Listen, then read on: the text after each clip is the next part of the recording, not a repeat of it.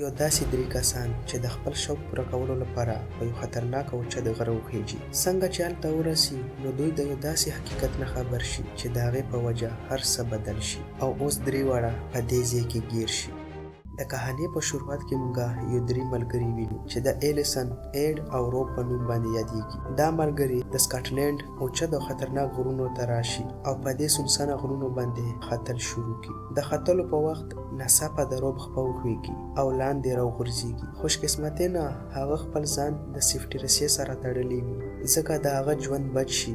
دواړه ملګري هغه راوچت کړي او بیا درې واړه ډېر په مشکلاتو سره سر ته ورسېږي. دا ملګري دغه علاقې ته چې د خطرناکو غرونو او سنسانه ځنګل نه ډکه وه په چکر راغلي وي. د دې غره نه پس بیا درې واړه ملګري مخکې یو کور ته ورسېږي چې په دې کور کې د مخکې نه د دوی دوه ملګري موجود وو. اول آرام وکړي او بیا چې ایډ راوچت شي نو خپل موبایل وګوري او ویني چې په هغې باندې سیګنل نه و. مطلب دا و چې که هر قسمه مشکلات راشي نو د دوی نه به څوک هم خبر نشي او نه به د چا سره رابطه وکړي. په دې کور کې به شپه راشي او ټول یې ښه په مستۍ سره تېره کړي. سهار چې دوی د خپل باقي سفر لپاره تیاری شروع کړي نو ویني چې موسم ډېر خراب دی او تیزې هواګانې شروع وي. ایلیسن ټولو ته ووایي چې زموږ کومه مخکې لاره ده نو هغه په یو ځنګل کې تلې ده او هم په دغه لار به موږ خپل باقي سفر جاري وساتو. د دې نه پس بیا ټول د دې ځنګل په لاره روان شي. په ځنګل کې یو خواته د آرام لپاره کینی. ایډ د دوی نه راپاسي او د دوی نه لږ لرې یو بل خواته لاړ شي. هغه یې خوا دې خوا کتل کوي چې ناڅاپه د هغه غوږونو ته عجیبه عجیبه اوازونه راشي. ایډ ته داسې ښکارېده لکه چې د لرې نه څوک جاړي. ایډ ډېر زیات ویریږي او په تیزۍ سره خپلو ملګرو ته آواز ورکړي. ټول ملګري هغه ته په منډه راشي. باقي ملګري هم دا اوازونه اوري. ایلیسن تپوس وکړي چې دا د انسان اوازونه دي که د ځناور، خو په دوی کې چاته هم صحیح پته نه لګېده. بیا ټول د اواز طرف ته روان شي. هلته دوی د یو پیپ نلکې وویني چې د ځمکې نه راوتلې وه او اوازونه هم د دغه نلکې نه راوتل. ټول ملګري دغه ځای صفا کول شروع کړي او ویني چې لاندې یو د لرګو صندوق پروت دی. صندوق چې کولاو کړي نو ټول ډېر زیات حیرانه شي ځکه چې په هغې کې یو وړه ماشومه وه چې د هغې نوم اینا و او دا اوازونه هم د دغې ماشومې وو. ایلیسن لاندې ورکوزه شي او ځان سره یې بره راوخیژي. د هغې نه تپوسونه شروع کړي خو ماشومه دوی ته څه جواب هم ورنه کړي ځکه چې هغې ته انګریزي نه ورتله. ایلیسن دا ټوله علاقه ښه په غور سره وګوري. بیا ټولو ته ووایي چې چا هم دا ماشومه دلته قیدي کړې وه نو هغه د دې وجل نه غوښتل. که دا کس یو قاتل وي نو هغه به دې ماشومې ته د ساه اخیستلو لپاره نلکې نه لګولې. ټول ملګري د اینا د مدد کولو فیصله وکړي. یو نقشه راوباسي او وویني چې دغه ځای ته د ټول نه نږدې کم ټاون و نو هغه د هم 4 ورځې مزل و. دې ټاون ته د تللو لپاره صرف 2 لارې وي. یوه وه د ځنګل لاره چې ډېره اوږده او خطرناکه وه او دویمه لاره سیده په غټو او خطرناکو غرونو تللې وه خو نږدې وه. ایلیسن او روب دواړه ډېر تکړه غره ختونکي وو ځکه دوی ټولو ته په غرونو باندې د تللو ووایي چې هلته موږ زر ورسېږو او پولیس ته ټول حقیقت بیان کړو چې د دې ماشومې مدد وکړي. باقي ملګري د دوی خبره ونه مني او هغوی د ځنګل په لاره روان شي. ایلیسن او روب د غرونو په لاره روان شي. مخې ته یو اوچت او خطرناک غر راشي. ایلیسن او روب دواړه د سیفټي رسۍ په مدد سره لاندې کوزېدل شروع کړي. ایلیسن چې نیمې ته ورسي نو ویني چې د هغې رسۍ ختمه شوه او اوس به هغه بغیر د رسۍ نه د لاسونو په مدد سره لاندې کوزېږي. بل طرف روب هم د سیفټي رسۍ په مدد سره په آرام سره لاندې روان وي. ناڅاپه د هغه رسۍ وشلېږي او روب لاندې ګذار شي، په یو غټه تیږه باندې ولګي او په ټکي سره هغه مړ شي. د خپل ملګري چې داسې دردناکه مرګ ایلیسن وویني ډېره زیاته ویریږي خو په دې سنسانه ځای کې د هغې مدد کولو لپاره څوک هم نه و. هغه په مزه مزه د لاسونو په مدد سره لاندې کوزېږي. په دې وخت ناڅاپه د بره نه یو تیږه راخطا شي. هغه د تیږې نه ځان بچ کوي چې ناڅاپه یې خپه وخوږي او هغه هم لاندې راګذار شي. خو د ایلیسن قسمت ډېر ښه و ځکه چې هغه د اوبو په یو ډنډ راګذار شي او د مرګ نه بچ شي. په دې وخت ناڅاپه موږ وینو چې ایلیسن هم په هغه صندوق کې بندي شوي وي په کوم کې چې مخکې هغه ماشومه بندي شوې وه. ایلیسن د یرې نه یو تیزه چیغه ووهي. څنګه چې سترګې وغړوي نو وویني چې هغه د دې ډنډ په غاړه ناسته ده. اصل کې د ایلیسن په دماغو باندې یرې او ډار دومره اثر کړی و چې د هغې دماغو ته به هم جوړېدو او هغې ته به عجیبه عجیبه سوچونه راتلل. بیا هغه ډېر په مشکلاتو سره د ډنډ هغه اړخ ته لاړه شي په کم ځای کې چې د روب لاش پروت و. ایلیسن چې دا رسۍ رسۍ په غور سره وګوري نو حیرانه پاتې شي، ځکه چې دا رسۍ پخپله نه وه شلېدلې بلکې چا په زوره په چاقو سره کټ کړې وه. ایلیسن چې بره وګوري نو د غره په سر باندې هغه د یو 2 کسانو سوري وویني. هغه پوه شي چې دا هماغه کسان دي کومو چې د روب رسۍ کټ کړې وه او په هغې باندې یې د بره نه کاڼي راپریښې وو. دې کسانو اوس ایلیسن هم وجل غوښتل. خپل ژوند بچ کولو لپاره ایلیسن د هغه ځای نه منډه کړي. بل طرف موږ ځنګل وینو چې په هغې کې ایډ، اینا او د هغوی 2 ملګري پیاده مخکې روان وو. په دوی باندې د لرې نه یو 2 ښکاریانو هم نظر ساتلو. دې ښکاریانو په هغوی باندې نشانه لګولې وي چې په دې وخت د روسو نه یو 2 نور کسان راشي او دا دواړه ښکاریان ډېر په بېدردۍ سره ووجني. دا دواړه هماغه کسان وو کومو چې د روب رسۍ کټ کړې وه او په ایلیسن یې کاڼي راګوزار کړی وو. بل طرف ایلیسن هم په منډه منډه د دې خوړ بلې غاړې ته راشي. هلته هغه وویني چې په دې ځای کې ایډ، اینا او د هغوی ملګري هم ناست دي. ایلیسن په زوره زوره دوی ته ووایي چې روب وجلی شوی دی او په دې ځنګل کې یو 2 کسان اوسېږي چې هغوی زموږ د ټولو وجل غواړي. د اوبو شور ډېر زیات و ځکه هغوی د ایلیسن خبره وانه وري. ایلیسن بیا په اشارو سره هغوی پوهول غوښتل خو د هغې ملګري په دې هم پوه نه شي. په دې وخت هغه 2 قاتلان هم راشي کومو چې روب وجلی وو. اصل کې دا دواړه کسان کیټناپرز وو. همدې دواړو هغه وړه ماشومه ایما تختولې وه او په صندوق یې بندي کړې وه.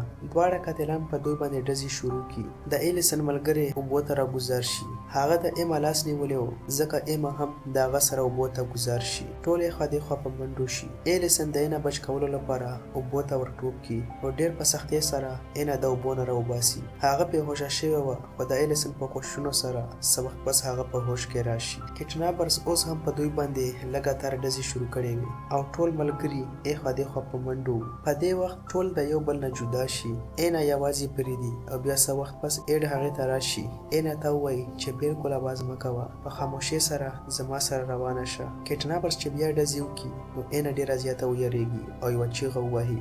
د دې په وجه کیټناپرز ته د دوی ځای معلوم شي. دوی ته نږدې راشي او یو ځل بیا په ایډ او اینا باندې ډزې شروع کړي. ایډ دا ماشومه په غېږه کې ونیسي او مخکې منډه شروع کړي. بل طرف ایلیسن په منډه منډه خپل ملګري ته ورسي. په دې وخت هغوی ته ایډ او اینا هم راشي. د ایلیسن ملګري دوی ته ووایي چې دا دواړه کیټناپرز دي او دوی زموږ نه دا ماشوم اخیستل غواړي ځکه موږ ته په هر حالت کې دا ماشومه بچ کول پکار دي. بیا هغه ووایي چې زه به یو بل طرف ته منډه کړم، څنګه چې دواړه کیټناپرز په ما پسې شي نو تاسو دا ماشومه بل خوا وتښتوئ. هغه په غېږه کې یو څیز ونیسي او بیا په منډه شي. کیټناپرز دا وګڼي چې هغه په غېږه کې ماشومه نیولې ده ځکه دواړه په هغه پسې شي او په ده باندې ډزې شروع کړي. دواړو کیټناپرز لګاتار په هغه باندې ډزې شروع کړې وې ځکه یو ګولۍ د هغه په ملا ولګي او په ټکي سره مړ شي. د ایلیسن ملګري د دې قربانۍ په وجه ایډ او ایلیسن ته موقع میلاو شي چې هغوی دا ماشومه د دغه ځای نه صحیح سلامته وباسي. د یو اوږدې منډې نه پس ایډ ناڅاپه ودرېږي ځکه چې د هغه خپه ډېره سخته زخمي شوې وه او زخم یې ډېر بد شوی و. هغه ایلیسن ته ووایي چې زه نور نشم تللی، زما درد د برداشت نه بهر شوی دی، اوس ته یوازې د دغه ځای نه ایما وباسه. بیا ایډ ووایي چې دا دواړه کیټناپرز دي. دوی ایما ځکه بندي کړې وه چې د هغې د پلار نه یې د غټ رقم ډیمانډ کړی و. اصل کیسه هم دا وه چې دې دواړو کیټناپرز به خلک تښتول، په دې ځنګل کې به یې بندي کول او بیا د هغوی د خپلوانو نه به یې پیسې اخیستې. بل طرف موږ یو 3 نور ملګري وینو.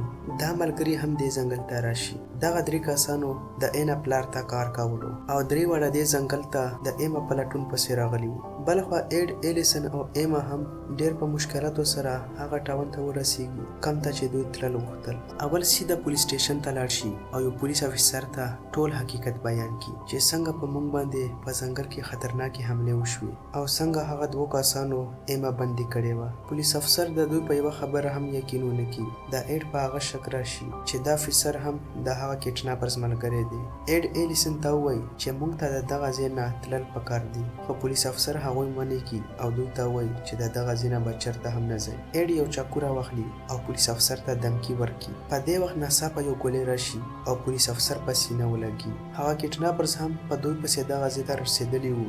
هغوی ایډ ټارګېټ کړی و او په غلطۍ سره ګولۍ پولیس افسر باندې ولګي. په دې موقع 3 واړه د دغه ځای نه وتښتي. بلخوا موږ هغه 3 ملګري وینو کوم چې د اینا په لټون پسې ځنګل ته راغلي وو. د هغوی یو ملګری د کیټناپر سره میلاو شي. هغه ته ووایي چې موږ موږ ته د ټولې پیسې درکو، بس موږ ته زموږ ایمه واپس راکا. بیا ورته دا شرط کیدی چې اول به موږ ته ایمه ښایي نو بیا به پیسې درکو. کټناپر هم ډیر هوښیاره و. هغه ورته وویل چې ماشومه صحیح سلامت ته اول پیسې راکا نو بیا به تا ته هغه حواله کړم. بل خوا موږ ایلیسن او ایمه وینو چې د خپل ژوند بچ کولو لپاره په منډو وي. په دې وخت د هغه درې ملګرو نه یو کس دوی وویني او دا وګڼي چې دا دواړه هماغه کټناپرز دي کومو چې دا ماشومه تښتولې ده. په دوی باندې ډزې شروع کړي او په یو ګولۍ باندې ایډ ولګي او په ټکي سره هغه مړ شي. بیا اصلي کټناپرز هم دلته راشي او د ایمه په لټون پسې چې کم کس راغلی و په هغه باندې ډزې وکړي. هغه هم په یو ګولۍ سره ولګي او راپرېوځي، خو د مرګ نه مخکې هغه خپل هغه ملګري ته په مخابره باندې میسج ورکړي کوم چې اوس د دویم کټناپر سره په ډیل کې و. هغه ته ووایي چې ایمه دغه کټناپر سره نه ده او دوی موږ ته دروغ وایي. دا اورېدلو سره دواړه هلته په جګړه شي. بل خوا ایلیسن او اینا په منډه یو کور ته دننه شي. ایمه د ډېرې یېرې نه د بیډ لاندې پټه شي. په دوی پسې هغه دویم کټناپرز هم دلته راشي. څنګه چې کور ته راننوځي اول د دې کور مالک ووژني. بیا ایلیسن د مرۍ نه ونیسي او د هغې ساه بنده کړي. د ساه نه اخیستو په وجه ایلیسن بېهوشه شي او راپرېوځي. کټناپر ایمه ته نږدې شوي وي چې ناڅاپه ایلیسن په هوش کې راشي، غلی راپاسي او په پوره طاقت سره په دې کټناپر باندې حمله وکړي. بیا دې کور کړي او د کړکۍ نه یې لاندې ګوزار کړي. د دې اوچت بلډینګ نه د راغورځېدو په وجه کټناپرز هم مړ شي، خو مصیبت اوس هم ختم شوی نه و ځکه چې د دې جګړې په وجه په کور کې اور لګېدلی و او کمره د لوګي نه ډکه شوې وه. ایلیسن دا ماشوم په یو رسۍ سره وتړي او په مازه یې د کړکۍ په ذریعه لاندې راکوزه کړي. د ایمه ژوند بچ کړي، خو ایلیسن په خپله د ډېر لوګي له وجې همدلته بېهوشه شي. څه وخت پس چې هغه په هوش کې راشي نو خپل ځان په یو بیډ باندې وویني چې د علاج لپاره یې هسپتال ته روانه کړې وه. په دې وخت اینا هغې ته په منډه راشي او ډېر په مینه هغې ته ورغاړې وځي. د لرې نه هغه کس هم دا ټول حقیقت وویني کوم چې د اینا په لټون پسې د هغې پلار رالېږلی و. بیا دا کس په هغه دویم کټناپر پسې ورشي کوم چې د پیسو بیګ اخیستی و او د دغه ځای نه د تښتېدو والا و. سره د پیسو یې ونیسي او بیا ځنګل ته یې د ایما پلار ته ورولي. اصل کې د ایما پلار هم یو عام انسان نه و بلکې یو غټ جنګي مجرم و.